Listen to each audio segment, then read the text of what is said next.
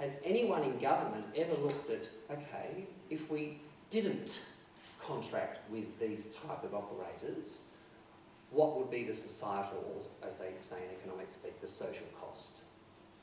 So I really wanted to understand that. I wanted to understand what are the governance models in bus and coach operators who foster community prosperity. What is their value? Is there a value? How do they do it? And what would change in terms of our economic or social prosperity if those governance models changed? So that started me on this 5-year project, PhD at Monash University. The specific objectives of my study were, as I've stated, if, how, and to what extent bus operators add value to their communities. I wanted to know why bus operators do this. What are the factors that influence a bus operator's interaction with their community? What is the role and the value placed on working through your voluntary professional association? In my case, Bus Association Victoria. In your case, BCA New Zealand. What is the role and the value placed on working through those organisations in enabling your social value addition? Does your BCA, to some extent, enable your ability to be these community leaders and to contribute to your local and regional economies? So those are the specific objectives of the study. So for those of you who may not know what an externality is, an externality is a benefit or cost incurred by an incidental third party that did not envisage incurring that cost. It's the knock-on effect. For example, congestion is an externality. Climate change is probably the biggest externality of all. I wanted to understand what the social externalities were and how they add value to the economy and to our communities and affect an outcome. Now, there's been plenty of scholarly endeavours at measuring economic externalities. There's been plenty of scholarly attempts to measure environmental externalities. But when I finished my lit review, it occurred to me that no one has measured a social externality. A lot of scholars have talked about social externalities and told us what they are, but no one's actually put a price on them. No one's valued them until now. And I had a feel-good moment for about 60 seconds, then I got over it. So I want to understand whether valuing these social externalities would add value to the state government bus service procurement regimes. So that comes back to who should government contract with if it's contracting for bus services? If it's not just contracting for bus services. If government is contracting for bus services in addition to trying to increase social inclusion, trying to reduce urban congestion, trying to engender the community and economic prosperity, then we might be getting somewhere. And I also wanted to test some of the factors that I thought were influencing an operator to interact with its community. And I also, coming back to this voluntary professional association paradigm, I wanted to test the notion that the extent of involvement and dependence that you might have on your voluntary professional association, and whether that affects the performance of your firm involved in what in Australia is considered a major market transaction. In Victoria, the Victorian government spends about $1.2 billion a year on bus services, all negotiated through me and my negotiation team. So when we sit down and contract, we contract for $10 billion worth of service contracts, which is no small amount. So when they spend that money, they need to be assured that they're not just getting bus services. They want to be assured that those bus services are linking into higher level societal objectives around inclusion, congestion, economic prosperity, and the list goes on and on and on. So to do this, I undertook a 3-stage methodology. The first stage took me about 2 years. So I got on a jet and interviewed 53 bus operators all around the world. And I also spoke to a lot of voluntary professional associations, not just BCA, but all the ones in Australia, Sweden, Finland, United States of America, Belgium, right through South America, Canada. I also spoke to a lot of institutions such as Phil's, universities in the Netherlands, Great Britain, United States, Canada, and I also spoke to a couple of consultants who were respected in this area. That was the first stage, and as a result of that first stage, I think I got a pretty good handle on how bus operators interact with their communities. And I was able to get all those ways that you interact with your communities into 8 categories, or 8 buckets, and I'll talk about those in a moment. So I understood how you do it, but then I needed to understand what is the value of that. Can I put a price on it? What does it mean to the economy? So the second stage of my methodology was to do a survey. So this was the quantitative part of the project. I sent a survey out to 1,600 Australian bus and coach operators. I sent this at Christmas 2013, so they had all the Christmas holidays to fill it in and get it back to me. It wasn't onerous, and I got a 13% response rate, which was adequate for statistical analysis. The third stage, I got some, because of the survey gave me some very unusual, nuanced results. So I needed to get some clarity around that. So I went back to operators, did a couple of focus groups, and I went and actually spoke to the community. A lot of community representatives and community organisations about what they thought of you. What did the community think of their local bus operator? Does it matter to them who operates their bus service? So it's probably time I showed you some results. What I was trying to measure in the survey was to what extent are these 8 community interactions on the left dependent upon these 7 variables that I think caused you to interact with your community. Now these 8 community interactions are discounted services. A lot of you provide discount fees to local organisations, or indeed free bus services. That's got a value. Financial and non-financial contributions. You just might write a cheque and give it to this organisation because they need footies for the footy club, or they might need a soccer outfit for the soccer team. The list goes on and on and on. Sponsorships, time contributions. A lot of you volunteer your time for community organisations. You don't charge for that, but that has a price in terms of price of your time,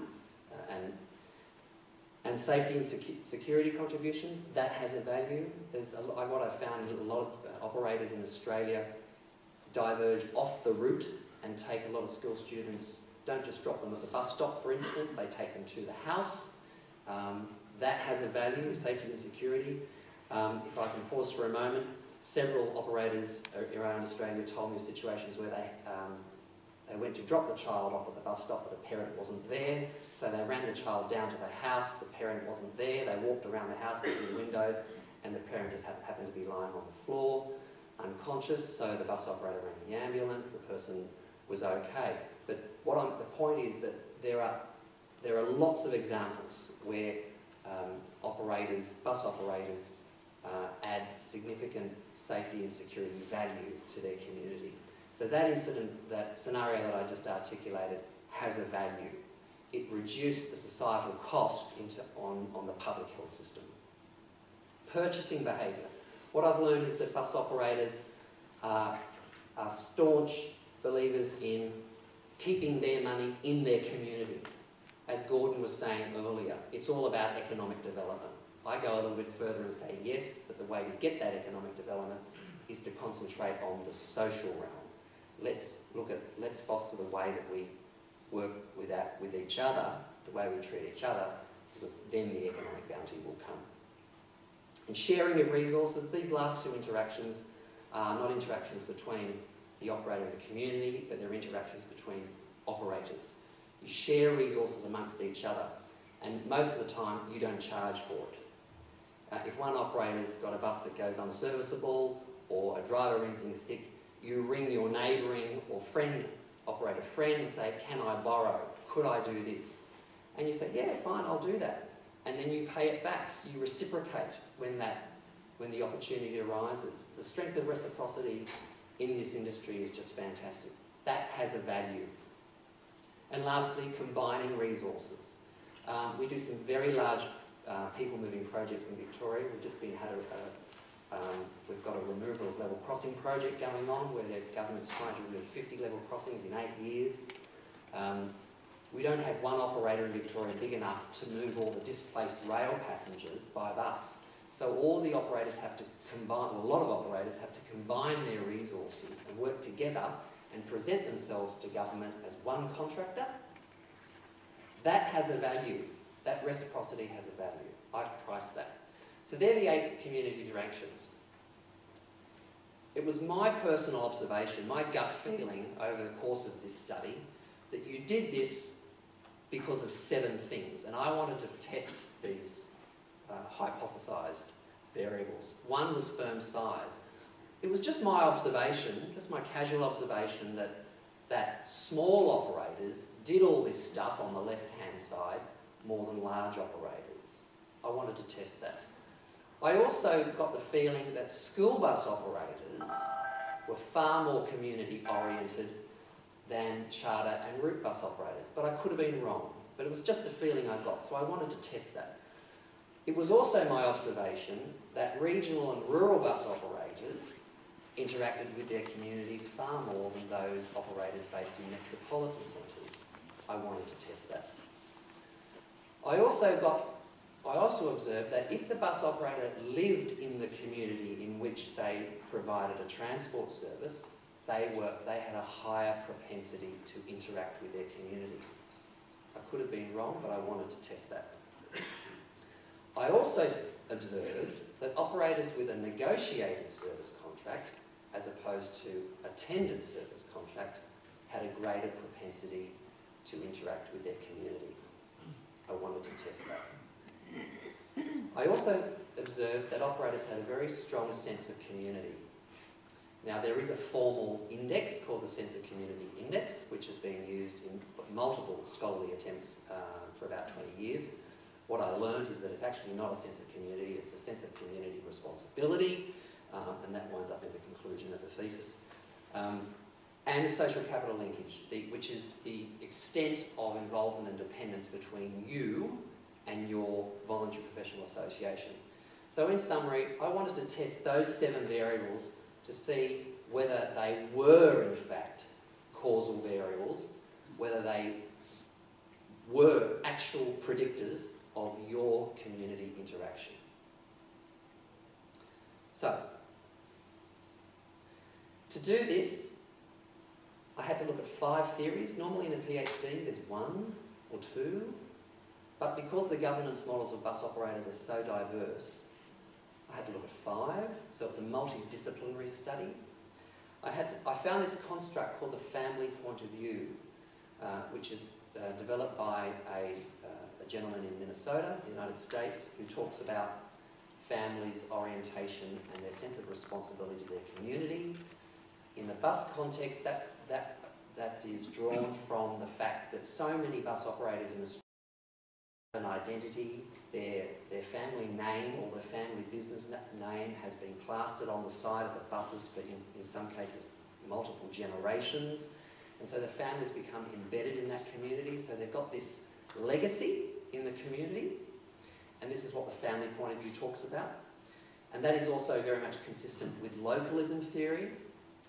The stakeholder perspective I had to look at because that very much underpins how multinational enterprises operators, it's what motivates them.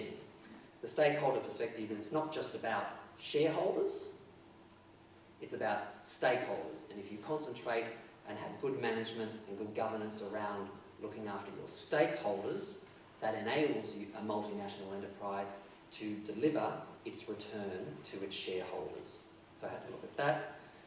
Multinational enterprises have just gone bang as a result of globalisation. So I had to look at the whole concept of globalisation. And lastly, I also had to look at agency theory, where any state-based voluntary professional association in Australia who contracts on behalf of an operator is doing so as an agent of that operator. So the last thing in Victoria, the last thing the government wants is for commercial and legal representatives of 450 bus operators to go in and negotiate with government. They don't want to do that. They don't have the resources to do that, so they just deal with me. And I bring legal and commercial people along with me, and so they just deal with one and they get a template contract. I do that as an agent of the operators. I am authorised by the operators to go in and do that on their behalf. To an extent, the agency theory is reciprocated. I'm also the meat and the sandwich. I'm also trying to help government achieve some of their societal outcomes. They do that by working through me to get an outcome with the operators. So I'm also, to a lesser extent, an agent of the government. Here's some results. So remember those 7 hypothesised variables or factors that I thought why you do it? As a result of all this is the bottom-up results, the bivariate results. I also did some top-down results, but I haven't put these in the presentation because they're all far too complicated that even I only just understand them. This shows you that small operators do interact with their communities more than medium-sized operators and more than large operators. So I considered a small operator to be an operator between 0 and 9 buses. A medium operator was 10 to 99 buses, and a large operator was an operator with more than 100 buses. Just from that slide alone, you can conclude that size does matter. In terms of interactions by operator type, what I found is that route bus operators were the type of operator that tended to interact the least with their communities. This is a very curious result because the route operators that I know in Victoria are civic leaders.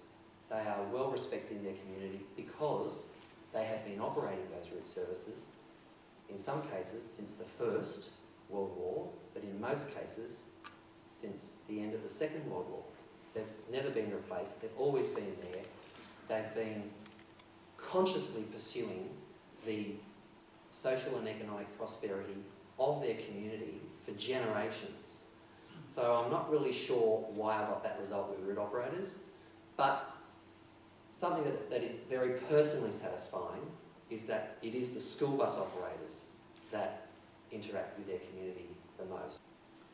Charter and tour bus operators in Australia were the second type of operator, were the operator that interacted with their community in second place, so to speak.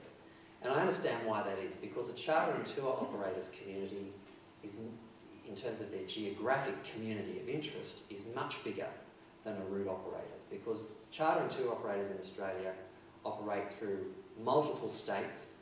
A lot of them do long distance tours, say from Melbourne up to Ayers Rock, where you've got to go through 4 different jurisdictions. You've got to have relationships with trusted service providers right along that route, because if the bus breaks down, you've got to know a local garage. You've got to have good relationship with restaurants, with accommodation providers. So their community of interest is much larger. Interactions by location. My suspicion checked out that regional and rural operators did have a greater propensity to invest in their community more than metropolitan operators. And this is not a bad thing. I'm not canning metro operators. I think I know why metro operators do this. Metropolitan operations are very mass transit centric. Regional and rural operations aren't.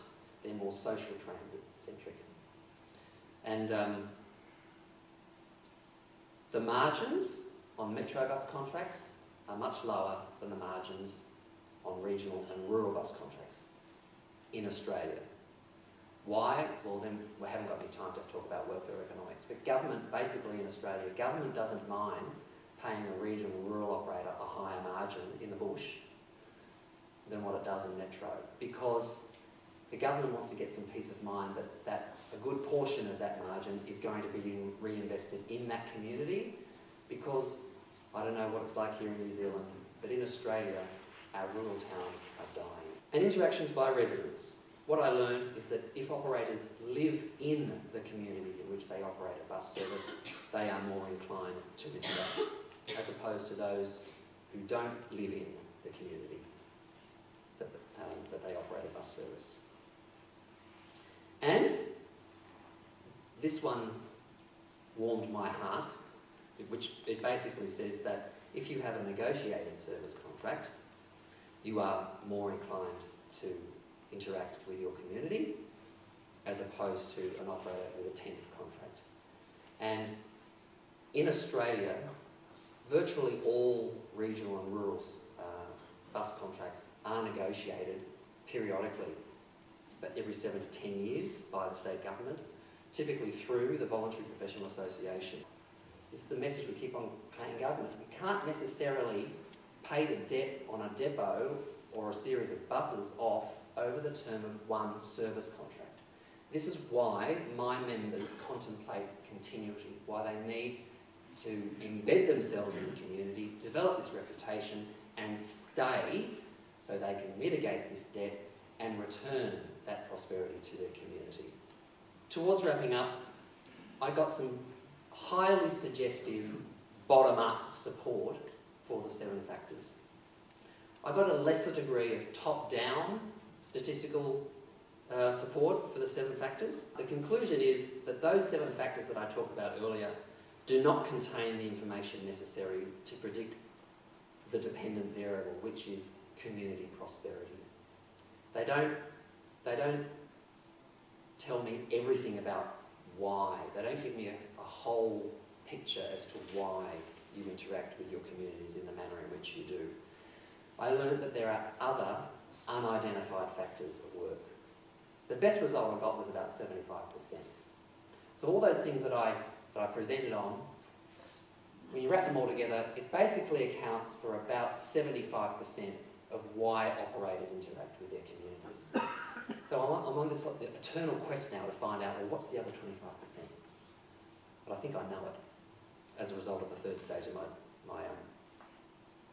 methodology. There's always going to be a thousand reasons as to why someone does a certain thing. But I was very happy just to be able to land on and get an outcome that accounted for 75% of that. This is the important bit.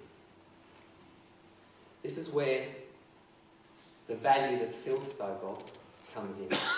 Not the value in terms of an accounting value, but the social value. So when governments are buying, unfortunately, they just consider the actual accounting cost. But there are other costs. There are social costs, wider societal costs, external costs, externalities. And in Australia, most governments don't quantify externalities. And I'll acknowledge it's a very difficult task. It's really hard, so they just don't do it. It can be done, and it can be factored into cost-benefit analysis in order to give you a benefit cost return, or a return on investment, but it's very difficult. What this graph shows is that I took a hypothetical scenario. I took the sample of Victorian school bus operators and asked operators, how would your community interactions change if your margin was cut by 1/3? How would you change the extent of your community interactions in the event that your margin was cut? Now in Victoria, the average school bus contract is worth $135,000 per year, and the average margin is 12%.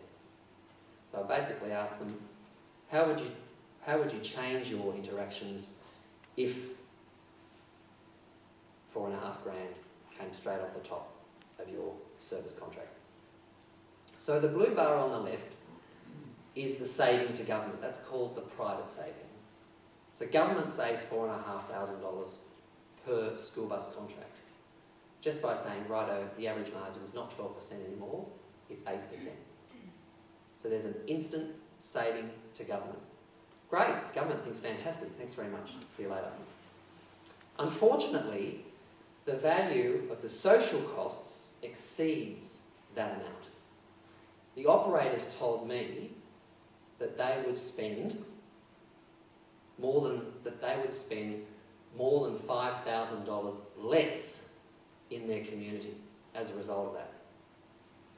So the Department of Transport, the blue bar, gets a $4,000 saving. Woo! Thanks very much. But the Department of State Development starts incurring more than $5,000 in costs.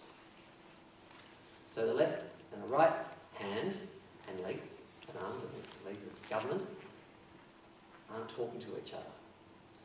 We don't have this whole of government approach to procurement. And this is where the strategy comes in. As a result, as Gordon said earlier, it is all about economic development, but the community economy is suffering because government cut the margin. So one hand giveth, the other taketh away.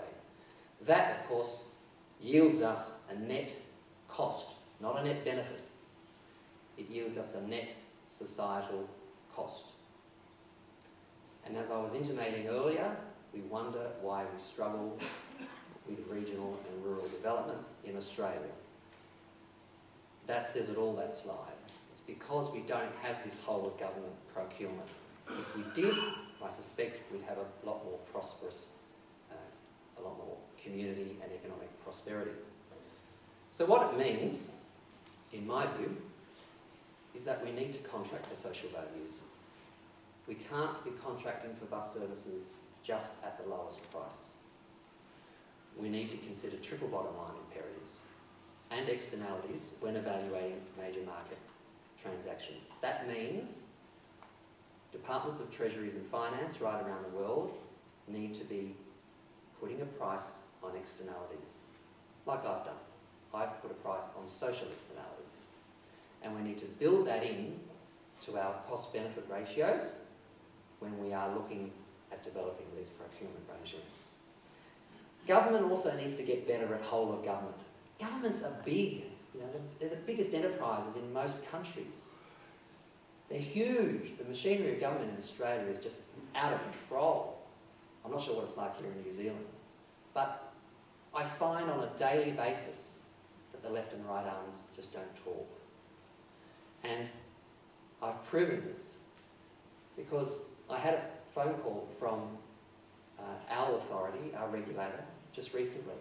Our government wants to deliver some overnight coach services that take party revellers and shift workers out of the metropolitan centre on Friday and Saturday nights. They want to put on some coaches that leave the main railway station at 2 a.m. and take people to Latrobe Valley, Bendigo, Ballarat and Geelong. But they rang me and they said, we just don't know how we can fund this. We haven't got a budget for these services. These are overnight services. We're probably in security on the coach. Just not sure how we can fund it. I said, well, you're just going to have to go to Treasury and take a whole of government approach. Go and ask the Department of Health, what is the unit cost of every hospital emergency room presentation associated with a road fatality? Because if we're going to put coaches on overnight services, taking party revellers back to the bush, I don't know what happens here in New Zealand, but in Australia, when you look at the terrible road fatalities that occur on our roads, and all the fatigue studies, they all occur between 2 and 6 a.m. So if people have a good reason to not drive home from the party in Melbourne and drive back to that regional centre between 2 and 6 a.m, and delivering a coach service between those times is a really good option to not drive, we might just be reducing the road toll. That might have an impact on our public health liability. We might get less presentations to public and private hospitals as a result of less fatalities on the roads in those critical times of the night. In other words, I was telling them, go and price the externalities. That sent them down a rabbit burrow. They got their answer and they worked out that there is a societal benefit not a societal cost, but there is a societal benefit associated with commissioning these overnight bus services. And what enabled that was the Department of Transport going and talking to the Department of Health. In Australia, the last outcome is that every single jurisdiction has a different definition of value for money. Value for money, if you ask a government representative straight off the cuff, typically just means cheapest price. Value for money doesn't mean lowest price. It has a much broader societal context to it. And as I wrap up, the key learning outcome for me was that the characteristics of the bus operator governance models that are most likely going to positively affect community prosperity are family businesses. These four characteristics, school bus operators, small firms, regional and rural firms, and operators who live in the community in which they operate, they're all characteristics of the family governance model. They're not necessarily characteristics of hybrid bus operators who are part family, part multinational, or public/private, and they're not typically characteristics of multinational enterprise operators, certainly not in Australia. In Australia, no multinational enterprise operators are contracted to provide any regional or rural bus services. They're all done by family businesses. But as a result of globalisation, multinational enterprise operators have emerged because they are able to give state governments very competitive pricing. So I am on this bandwagon to governments around the world. If you want to contract with bus services and you do have a big interest in community prosperity, then contract with a governance model who's going to enable that the most. My research proves that that's the family business bus operator governance model. So to improve community prosperity, and in conclusion, I believe government will need to increase their preparedness to understand the potential ramifications of how policies can adversely affect some communities but positively impact others. But it also means that there's something in it for you, for bus operators. We all need to continue to change. Bus operators are going to need to change. Their voluntary professional associations are going to need to change. And in my view, they would be very well placed to prepare to participate in a new social contract and accept some form of contractual responsibility to maintain or improve the extent of your community interaction. What I'm saying is that should be contracted for. The bus service contract shouldn't just be about getting the bus from A to B on a particular timetable. You should have contracted obligations to make sure this community reinvestment is occurring.